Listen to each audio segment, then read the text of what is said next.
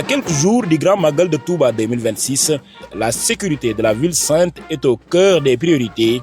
Ce vendredi 31 juillet, l'inspecteur général de police Mame Seydou Ndour, directeur général de la police nationale, s'est rendu à Touba pour évaluer personnellement le dispositif sécuritaire déployé à l'occasion de cet événement. Dès son arrivée, il a été accueilli par le commissaire divisionnaire de classe exceptionnelle Mamadou Ndour, directeur du groupement mobile d'intervention, et le commissaire divisionnaire de classe exceptionnelle Ndiara Sène, directeur de la sécurité publique, aux côtés des responsables des différents services engagés. Première étape de cette visite, le cantonnement du groupement mobile d'intervention à Bofel. Accueilli avec les honneurs,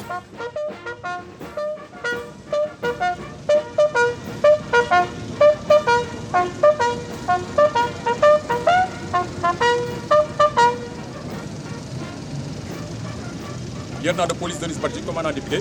À vous, monsieur le directeur général. Le directeur général de la police nationale y a suivi une présentation détaillée du dispositif opérationnel exposé par le commandant du groupe opérationnel de Diourbel. Saluant le professionnalisme des forces déployées sur le terrain, le directeur général de la police nationale a exhorté ses hommes à maintenir une présence permanente. Les officiers et les sous-officiers qui devront être sur le terrain avec leurs hommes. Donc l'année dernière, on n'a pas eu d'incident. Dieu merci.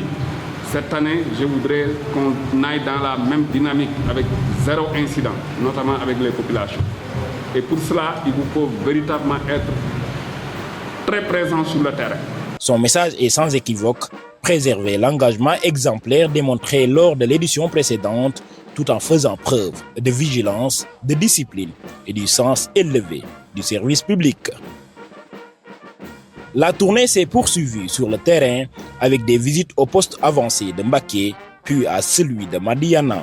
Le directeur général de la police nationale s'est enquis des conditions de travail de ses agents et leur a donné des consignes claires. Intensifier les patrouilles de jour comme de nuit, renforcer la sécurité de proximité et redoubler de vigilance durant toute la période du Magal. Parce que la sécurité va de pair avec la santé, la visite s'est également poursuivie au poste médical avancé de la maternité Sokhna Maïmouna Diakhaté. Après avoir visité les installations, le directeur général de la police nationale s'est rendu au chevet des patients pour leur témoigner son soutien. Un geste fortement apprécié par les malades qui ont salué la qualité de leur prise en charge.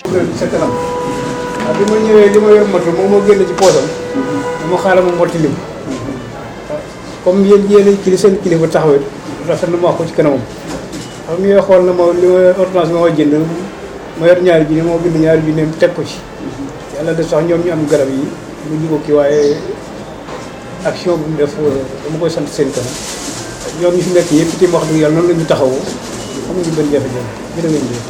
Cette journée de terrain s'est achevée à la résidence du khalife général des Mourides, où le directeur général de la police nationale a été reçu en audience. du ma gudd sëñ bi parce que xam naa ne toogaay bi metti na mais daal xamal ne police bi yëpp police su Sénégal yëpp ci sama tur ñu ngi lay ziar bu baax a baax a baax di la tàllal loxo pour sàkku ñaan ci yow Mbàkke di ñaan nga ñaanal réew mi ñaanal kilifa yi nga xamante ne ñoo ŋànk réew bi ñaanal képp kuy soltani ñaanal képp kuy alkaati. fa tabaarakallaahu mu ne ñi ngi ñaan rek ni ngeen ko bëggee suñu borom defee ko noonu ci barkeb sëriñ bi mu ne seen xelit mën naa gën a dal bu baax mu ne lu ngeen bëgg ci dëkk bi rek mel na ne sëriñ bi jiitu na leen ci pàgguteef ak ciy ñaan mu ne lu ci nekk rek juboo na ci ak boromam mu ne kon yéen na seen xel dal bu baax mu ne ndam rek ngeen fiy jëlee incha allah.